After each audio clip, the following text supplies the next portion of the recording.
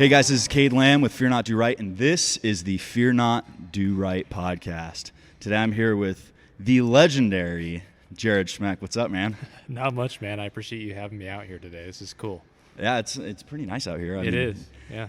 You've been enjoying Arizona. I want to say on behalf of everyone from Arizona, welcome to America. Thank you. Probably a little bit of a culture shock from yeah. Oregon. It's nice to be out of communist Oregon. Yeah, we have things like concealed carry here, or a constitutional carry. We have things like In-N-Out Burger. Yeah.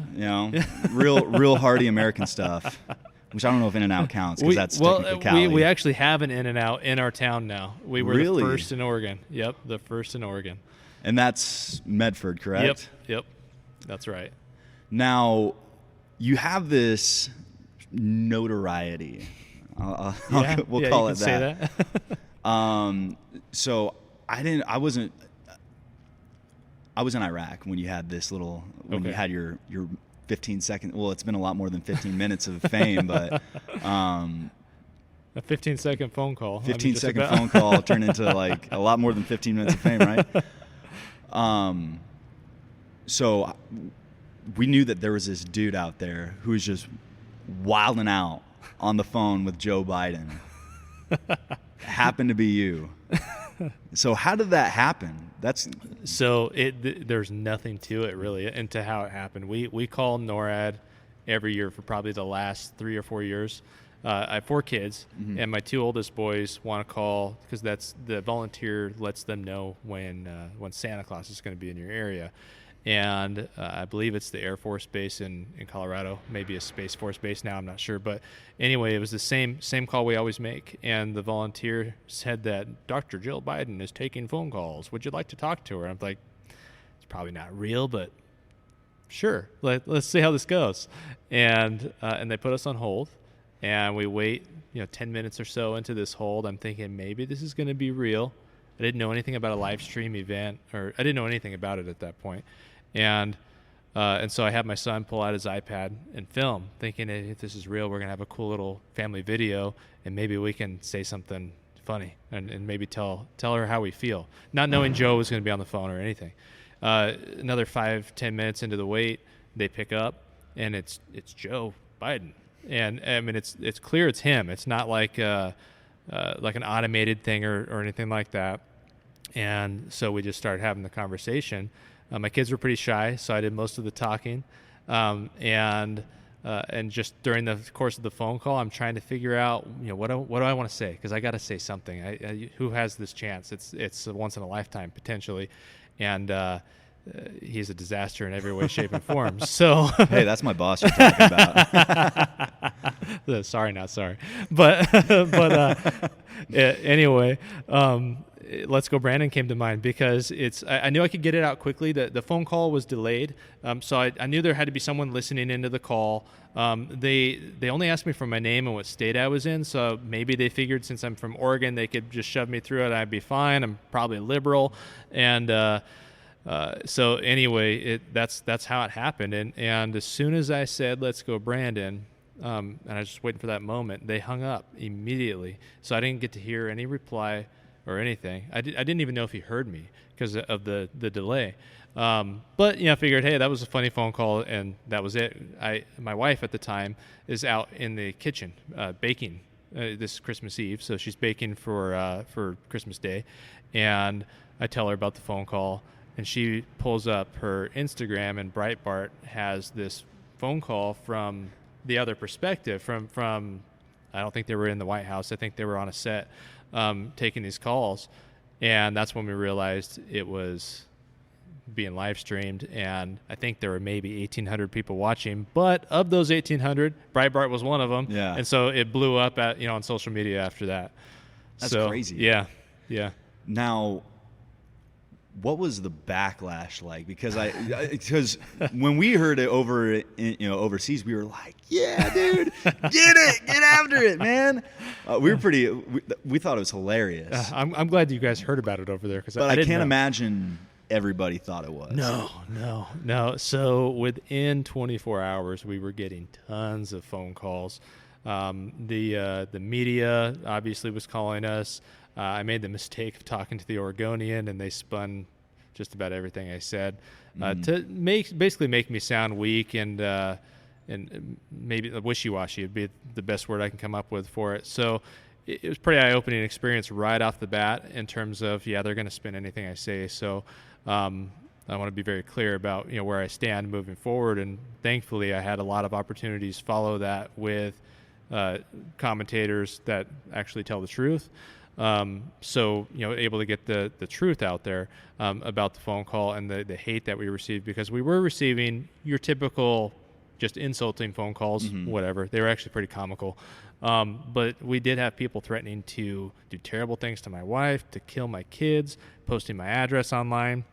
I mean, anything under the sun. It wasn't, nothing was off limits for them. We still get hate mail. I got hate mail 2 days before we came here on this little trip. Very nice. Yeah. And you know what? If someone, unless they're being paid to do this, it wouldn't surprise me, some of these people. But if you really have no life and that's what you want to do, that's fine.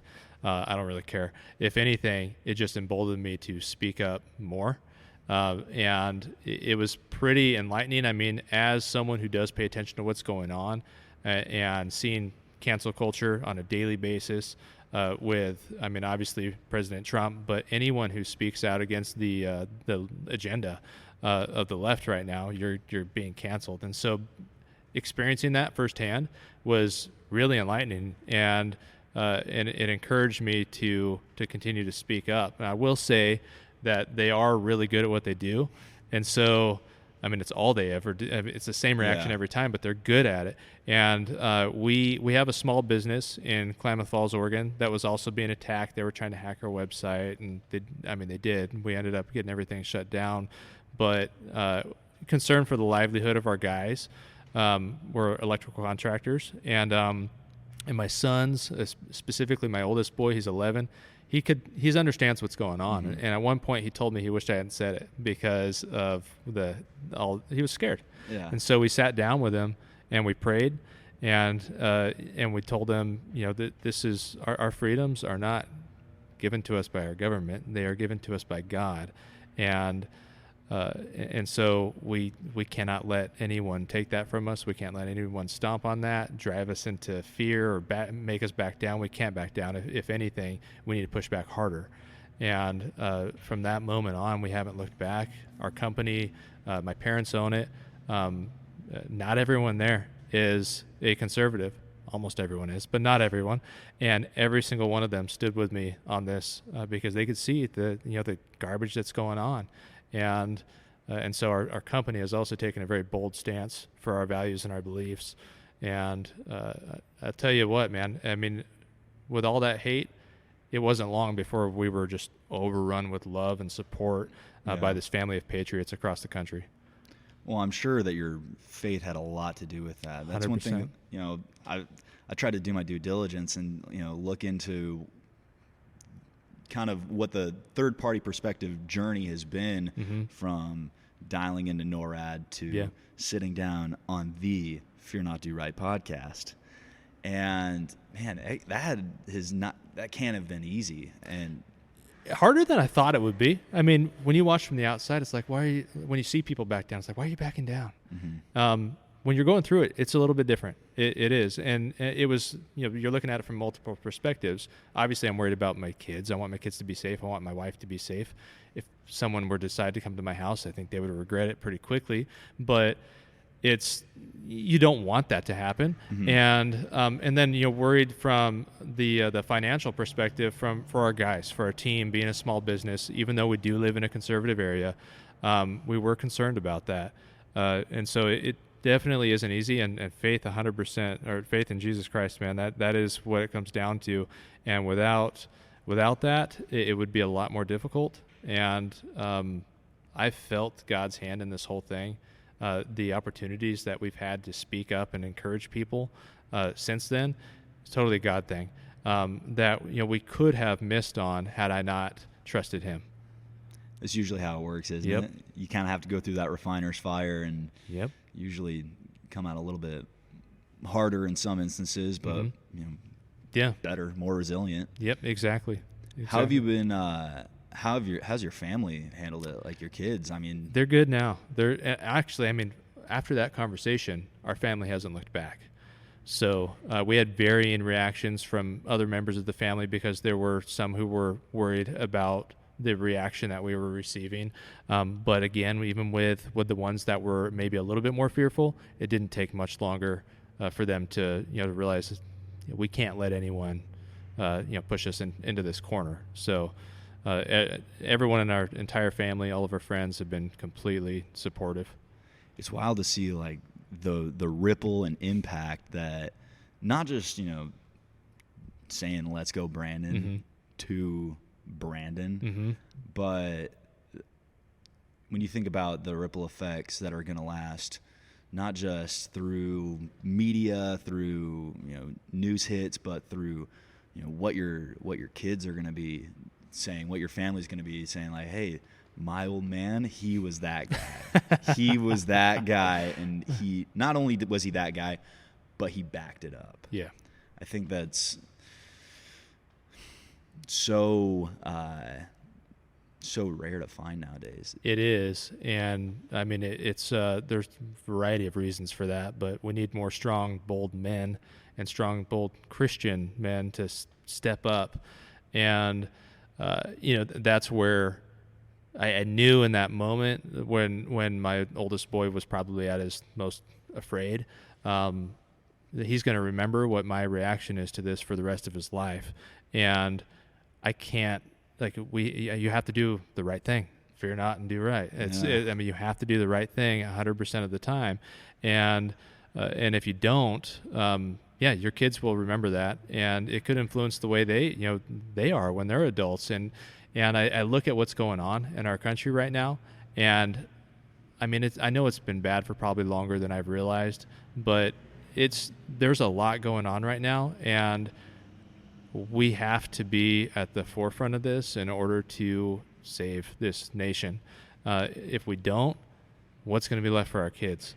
And right. I mean, if I think it's bad now, I don't want them going through what we're going through right now, let alone what's going to come if we don't step up. This is our time.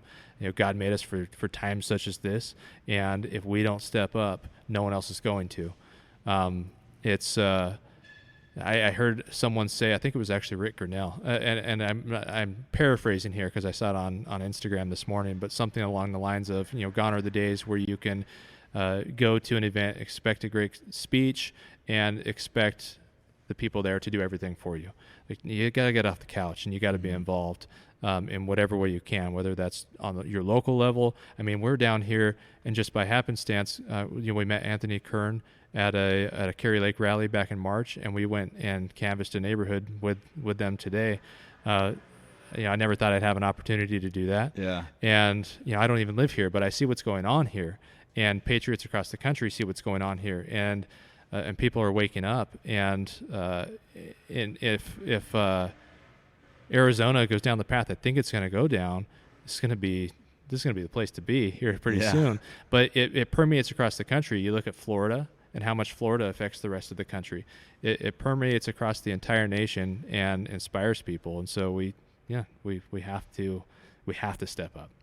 And not just stepping up in like I'm going to essentially Bible bash my political ideologies at you, because as we've seen, that's never convinced anyone anyway. But what does it is exactly as you've done, where it's like, hey, I'm going to embody every value that I think I believe, and we're gonna see what kind of intestinal fortitude I have, and others are gonna see that too. Yeah.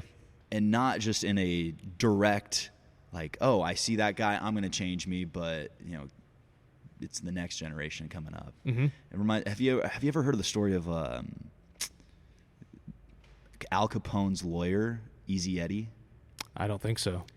So this is you kind of remind me of this story, and this is, it's very much doing the hard thing with the most sacrifice and a tremendous payoff. So Easy Eddie, he was Al Capone's lawyer back in the day, and he kept Al Capone out of prison, and he eventually was like, when you're Al Capone's lawyer back in the 1920s, you do pretty well for yourself. Oh yeah. And so Easy Eddie's son was raised a prince, and he gave his son everything. Well, at a point he was like, dude, I've given my son everything but a good example, right? Mm-hmm. He knows everything except for what my legacy is as a man.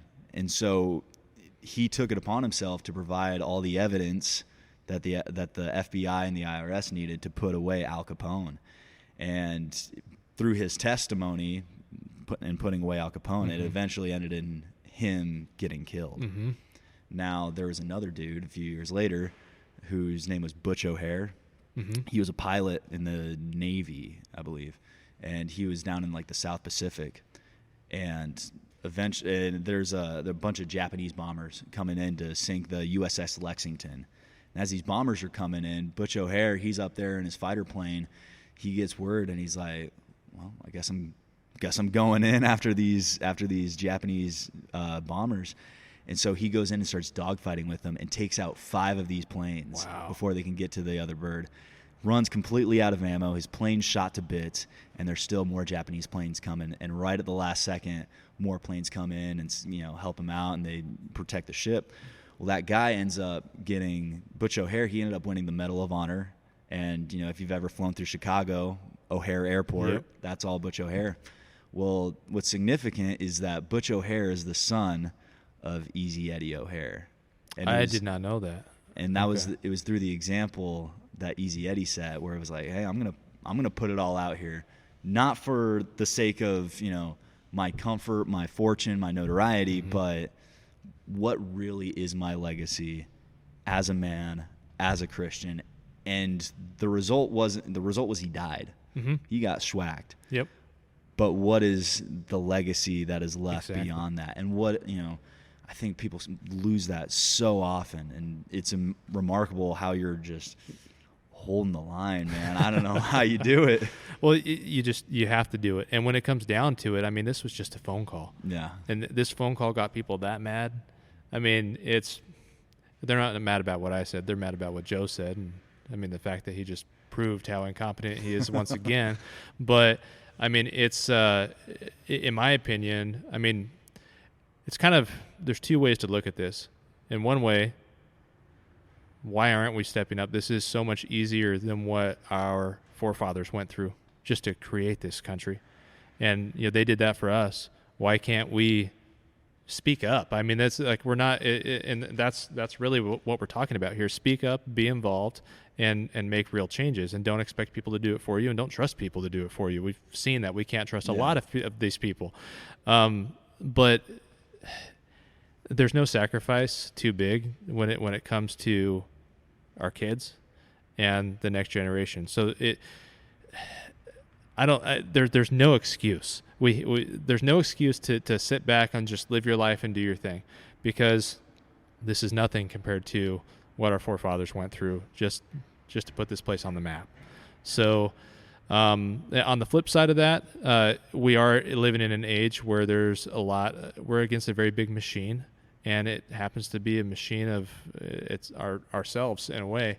And so obviously dynamically it's a little bit different than what they were dealing with during the Revolutionary War and whatnot. But so that there are some challenges that maybe they didn't have then. But again, there's no excuse. Yeah. So now, this isn't to plug anything or anything like that if you're listening, but you guys obviously maintain a Christ-centered home. Yes. How has that affected your ability to maintain that resolve, and then also hold the line? Yeah, well, a lot of that comes from the fact that as a believer, it's very clear that what's going on is more than just what we can see. There's a spiritual battle that's going on. We know how this ends. We know God wins. But that doesn't mean we can sit on our laurels and just let evil overcome.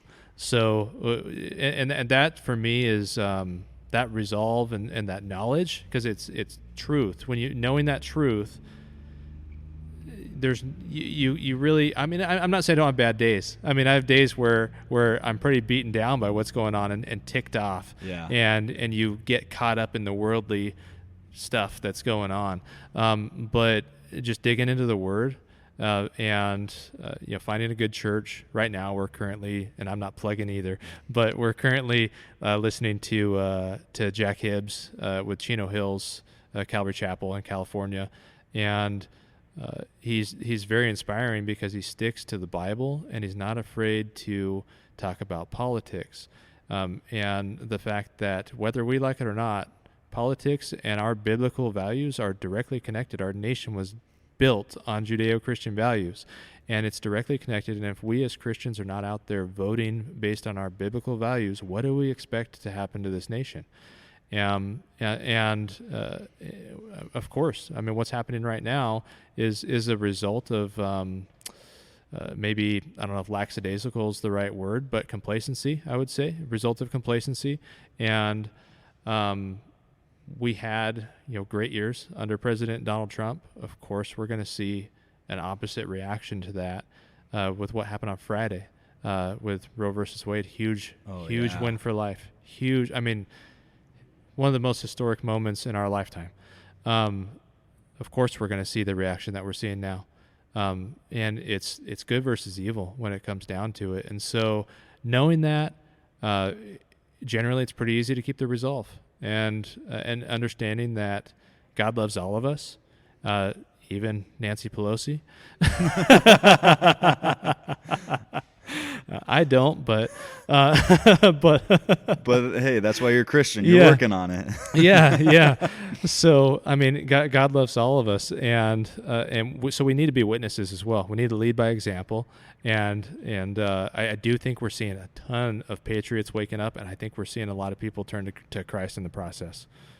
Well, there's really no other way to be successful, whether you're a Christian or not. Yep. You have to embody those principles. Whether you believe it's a Christ-based principle or not, those are the only ways that you're going to be able to secure liberty for yourself, for your family, and for your countrymen. You're right. That's it. Mm-hmm. That's the only ways. Because if not, people are going to do bad stuff. As we've seen throughout all history, as we're seeing right now in real time in places like California, unfortunately, Oregon, and it tears me up because I'm trying to go get a tag up in Oregon to go smoke a big old bull elk. Yeah, but I can't because it's how are you going to get up there? Yeah, it's just, is it worth the trip? You can't even. The policies, man, and the people. Yeah, the people are. Oof. I mean, there are a lot of conservatives there. Yeah. I will say that, but we are overrun by Northern Oregon, and they have a supermajority right now, and that runs, and mail-in ballots too. So for as long as I can remember. So I think it's been at least 20 years. Don't quote me on that, but it's been a long time that we've had mail-in ballots, and it's. I grew up there almost my entire life in Southern Oregon, which is generally that's your conservative part of the state, your most conservative, Southern and Eastern Oregon too. But the policies up north are directly affecting it. I was in law enforcement prior to 2018 is when I got out, and the homeless problems that we're having there are a direct result of Kate Brown's policies and the liberal Democrat policies up in the north. Tons of homeless people in our area, and it's all about handouts, not hand up. So these people are just continuing to do drugs, steal, and commit violent crimes, and to the point where we have what's called the Bear Creek Greenway running through our city. It's supposed to be like a nice biking trail that you can go on. You can't go on it because it's overrun, and you'll be accosted. For sure, 100%. If you go on that thing, especially like in the early morning and evening hours. So, crime's running rampant. It's what you see in every Democrat-run state. It's horrible. It is. Well, what's crazy with like the homeless and stuff? Mm-hmm. I mean, this may be again a little tinfoil hat, but it's all business. Mm-hmm. Homeless people, I mean, think about how much revenue the director of the homeless outreach program is making. Yep. Can't make that money if there's no homeless. You know what I'm saying? Mm-hmm. Gotta sling that rock to stay in business. Yep.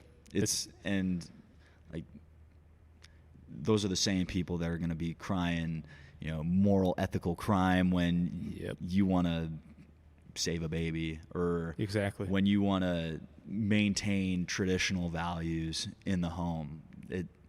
It's so bizarre. It's upside down. Yeah. My dad always talks about it because he was a generation, I guess, above us, even because I think we're both millennials. Yeah, we're both millennials. Yep. He would always say he would hear in church, like at the end of time, like what is right will be called wrong, what is wrong will be called right, or good evil, and he was like, that's crazy. That's crazy. How could good be called evil and evil be called good? That makes no sense. Good is good. Evil is evil. How do you mix that up? It's happening right now. It's happening, and there's a clear effort to just completely transform what this country is in the process. It's all flipped upside down right now. Yeah. So what are you guys doing right now to, let's just start in your home. Yeah. What are you guys doing right now to kind of secure patriots? So we're homeschooling. That's a big part of it. Big one. Yep. How's that going? Really good, actually. My wife does like 99% of the work. Yeah. But we're using a program called the Becca, which is a really good program. It's based on truth. There's a lot of Bible truth in there as well, real American history, and with nothing cut out, no CRT or any of that crap. And how long have you guys been doing that? It's been since COVID, actually. Okay. So we had them in private school, Christian private school, before that, and then when everything shut down, which in Oregon, I don't know when you guys, or if you guys even had shutdowns here, but Oregon was. I don't know. I was in Iraq. Yeah, that's true, huh? But yeah, in Oregon, everything was pretty much shut down, and so they went to online classes, and we pretty much immediately knew that wasn't going to work. And nothing against the teachers or anything, but it's just it's very limited in what you can get across to the students. Yeah. So we knew right off the bat, hey, if they're not going to reopen fully, because we're not going to put our kids in masks, if they don't reopen fully the next fall, we're going to homeschool. And they didn't. They abided by all the mandates. They opened, but they abided by all the mandates. And so we said, okay, we're not going to pay to have our kid go here anymore if you're not going to have a backbone. And so we pulled them. And so ever since then, we haven't looked back. Our kids love it, actually. They really love it. Well, they're missing out on getting groomed by a bunch of that's true crazies out there. Some of those teachers, man, that I see, you watch that account like Libs of TikTok. Yep. See all the crazy hair teachers talking about their pronouns. It's insane. They have no business being teachers. It's a good thing I'm no longer in school, because that. Oh yeah. You'd have problems, big problems, or I'd just be homeschooled. Like a normal kid. Yeah, I mean that's what it's becoming. It's becoming the norm. And growing up, it maybe wasn't considered the normal thing to do. And I didn't have a lot of familiarity with it at all. My wife had some homeschooling years, a couple of years when she was growing up, but generally she was in private or public school, but she had that little bit of experience, and we keep them. My main thing is the social aspect of it.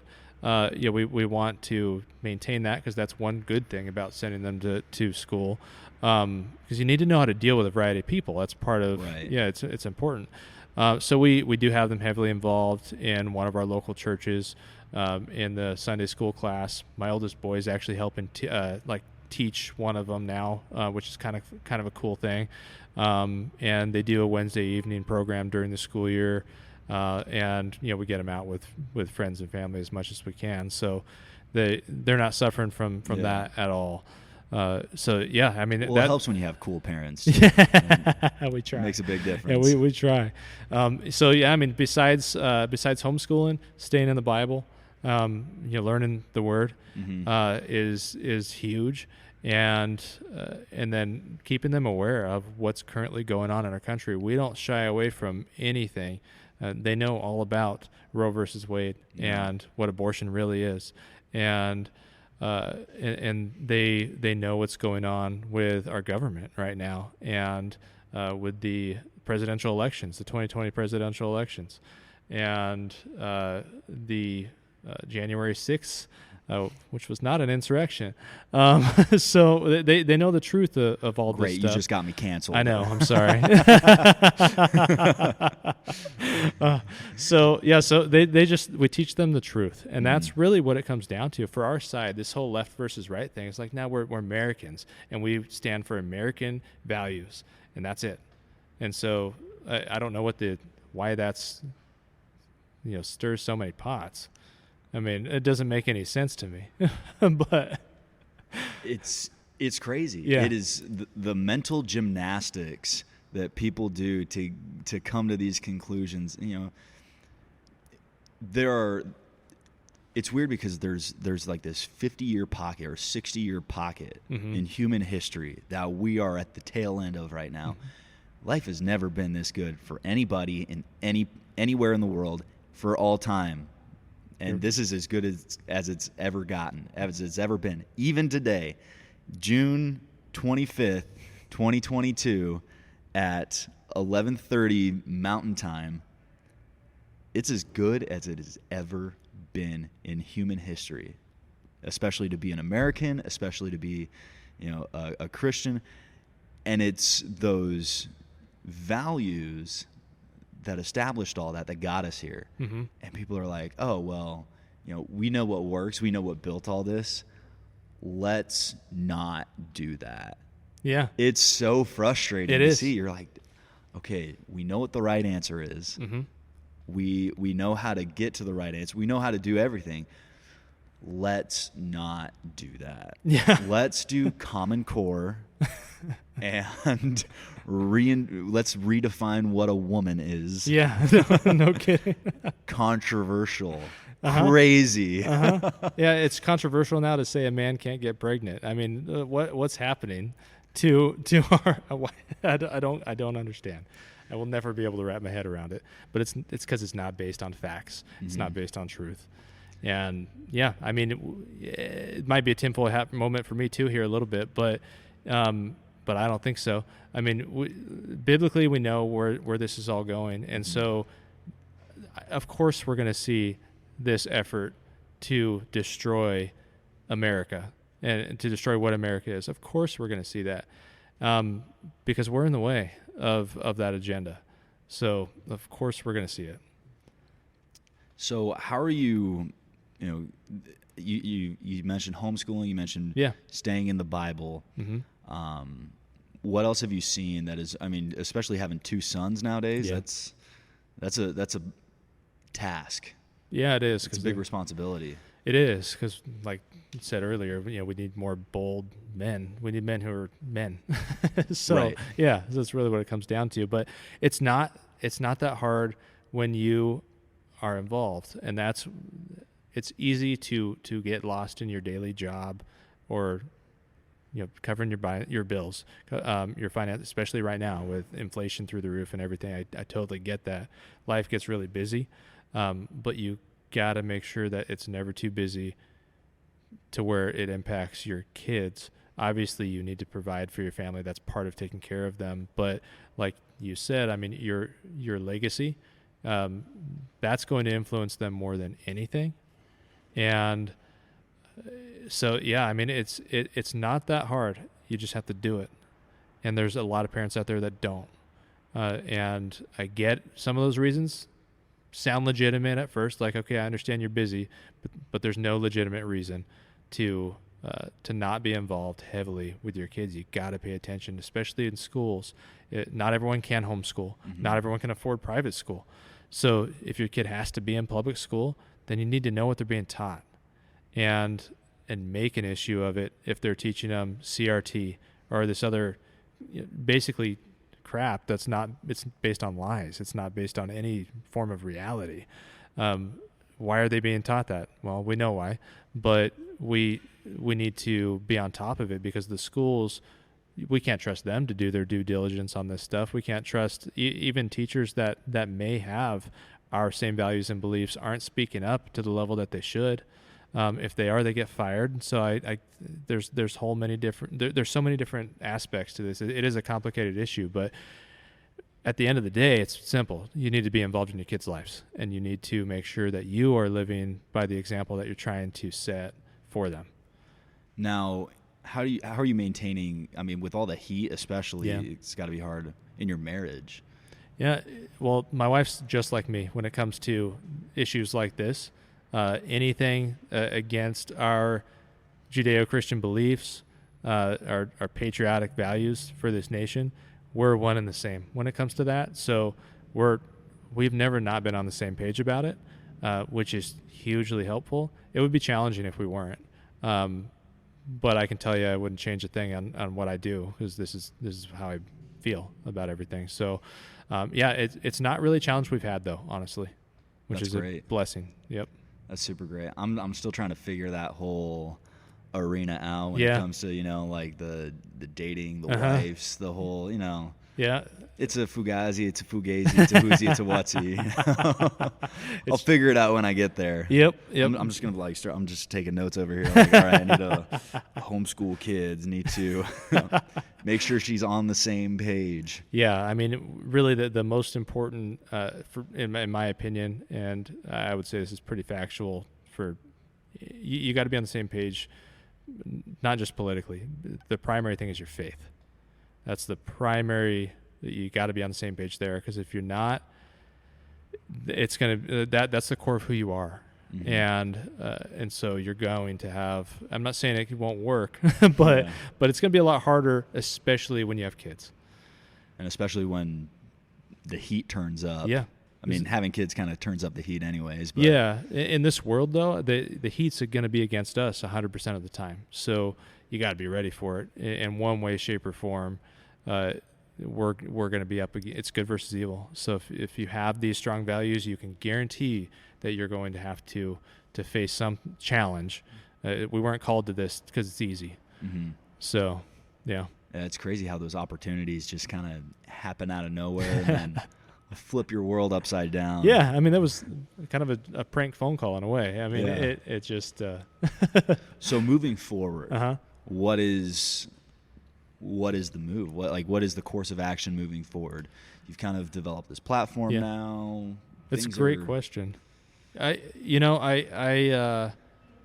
don't know fully what it's going to be yet. I'm trusting the Lord to lead us through whatever doors open up, whatever challenges open up. I wasn't on social media really. I mean, I had an account to look at Trump's Twitter till he got banned. But I started social media up after this because I felt like maybe I could be a voice. I'm mega shadow banned on there, which is to be expected, but it's frustrating because you want to impact people and you want to show truth. That's really what it comes down to. And it's frustrating that they can just with a little switch turn that off and kill your mic, basically. Yeah. But I'm trying to build up through social and probably Twitter as well. I'm not on there very much, but just to try and stay active. And then on top of that, I've been able to get signed on as an ambassador for Turning Point USA, which is a huge honor. And our primary focus is being active on social media and and sharing the patriotic messages that they are sharing to young people. And in a world where there's so much indoctrination, it's really, they're up against the machine. So any little bit of help that I can provide, I'm more than happy to do. I've had the opportunity to speak at a Cary Lake rally down here, which is crazy. It's God works in awesome ways. I met your dad in Florida at a Patriot event that I never would have been at. I can't remember the last time I went to Florida. So just to have those opportunities in front of us that maybe wouldn't have been there had this call not happened, or maybe I would say wouldn't have been there had I not listened to the Lord and what he wants me to do with this, because it was just a phone call.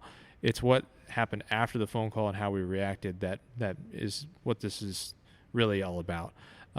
Otherwise, it would have just been a blip, already under the rug. Yeah. So, so I mean, we're down for whatever God wants for us, whether that's speaking engagements. I've spoken at a Reawaken America tour up in Salem, which was awesome. Opened my eyes to how many patriots there are in Oregon, and whether it's political office, I don't know. I'm just going to see where it goes. It's as a business owner, we are busy, so I get the whole busy lifestyle thing, but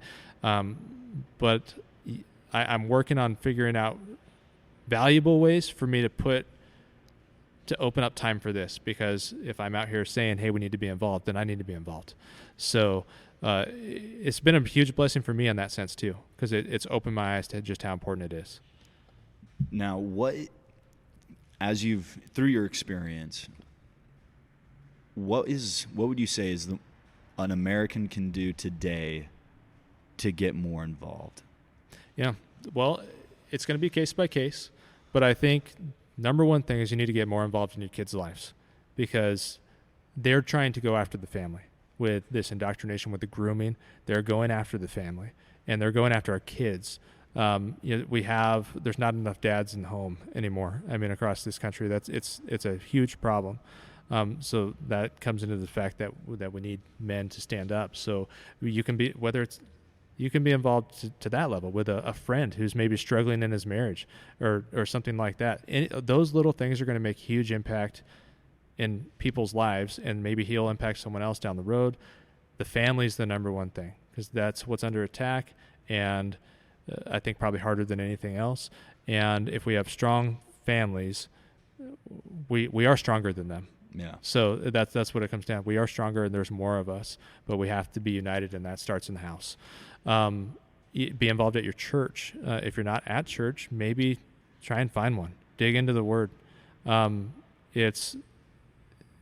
not trying to plug anything either, but it's truth, and it's what our nation's founded on and built on.